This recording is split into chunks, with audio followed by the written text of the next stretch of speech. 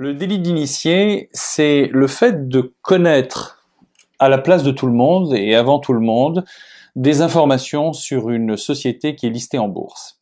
Alors pour celui qui connaît l'information, c'est une manière de gagner de l'argent. C'est d'ailleurs comme ça qu'on a toujours gagné de l'argent en bourse. Quand on a l'information, on achète à bas prix une action qu'on revend quand le prix est plus élevé.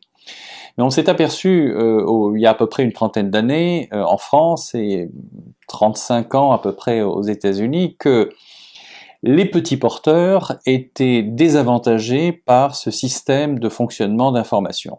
À savoir que les patrons, les cadres sup de grandes entreprises listées en bourse, cotées en bourse, connaissaient les informations et pouvaient acheter et vendre au mieux les actions et gagner de l'argent, alors que les petits porteurs avaient juste l'information qui était disponible dans les revues spécialisées, qui parfois est une information qui est très pointue, mais sans doute pas totalement suffisante pour gagner beaucoup d'argent.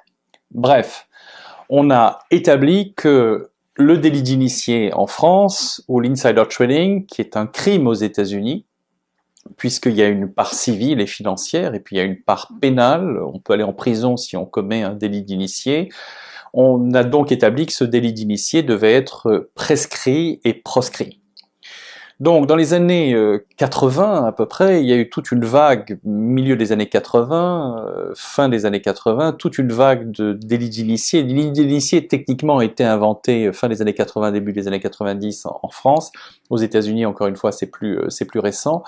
Il y a eu toute une vague de mise en examen et parfois de mise en prison de gens qui avaient commis des délits d'initiés, qui avaient donc profité d'informations privilégiées qui n'étaient pas disponibles pour le grand public. Puis ça s'est calmé dans les années 90, fin des années 90, 2000, pour repartir fin des années 2000, avec une vague de mise en examen et d'emprisonnement de cadres supérieurs, de banquiers d'affaires, qui avaient bénéficié d'informations privilégiées et donc qui ont dû en répondre. Alors aujourd'hui, le délit d'initié, l'insider trading, pour résumer et conclure, c'est à la fois très dangereux et c'est en fait pratiqué par beaucoup de gens puisque la frontière est difficile à établir entre quelqu'un de bien renseigné et quelqu'un qui a disposé d'informations dont il ne devait pas disposer, ou alors s'il en disposait ne devait pas s'autoriser à jouer en bourse, à investir en bourse.